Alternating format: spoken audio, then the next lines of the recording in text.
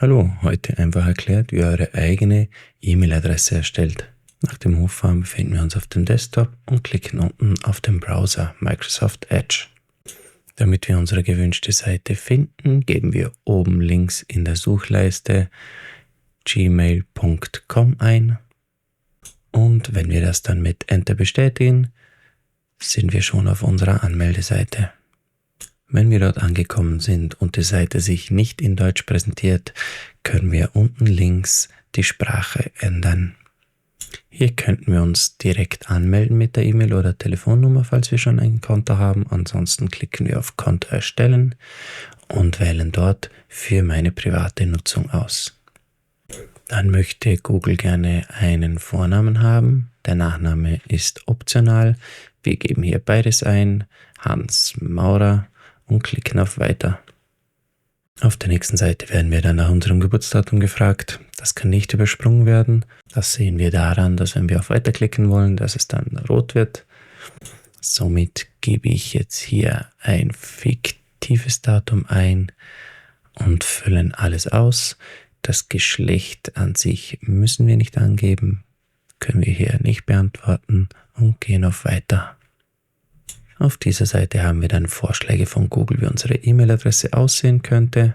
Da wir hier aber gerne eine andere möchten, gehen wir auf Gmail-Adresse erstellen und geben hier einen von uns gewünschten Namen ein. Ich probiere es hier mit Hans.Maurer. Wahrscheinlich ist er aber schon vergeben, darum hat uns Google die anderen zwei vorgeschlagen. Um es einfach zu halten, gebe ich hier einfach mein Geburtsjahr ein. Kann aber auch jede andere beliebige Zahl sein. Nun müssen wir uns ein starkes Passwort überlegen. Ein starkes Passwort besteht aus mindestens 8 Zeichen, Groß- und Kleinbuchstaben und natürlich auch Sonderzeichen, wie einem Punkt oder einem Fragezeichen. Damit wir hier nicht ganz blind unterwegs sind, können wir unten auf Passwort anzeigen klicken und sehen somit, was wir schreiben.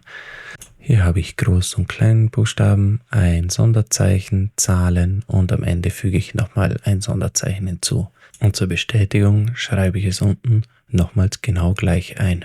Dann am besten auf einen Zettel schreiben und irgendwo verstauen, wo man es auch wieder findet. Dann öffnet sich oben rechts das Fenster Ihr Kennwort speichern.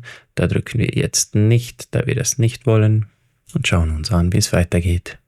Hier können wir eine E-Mail-Adresse zur Kontowiederherstellung hinzufügen von einem Verwandten oder einem guten Freund, falls wir unser Kennwort mal vergessen sollten. Und dasselbe auch mit der Telefonnummer. Beides möchte ich in diesem Fall nicht angeben und überspringe den Punkt.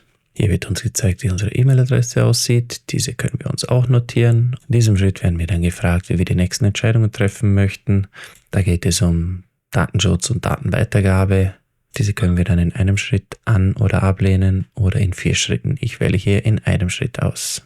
Das können wir uns natürlich alles durchlesen, wie unsere Daten verwendet werden. Ich lehne alles ab.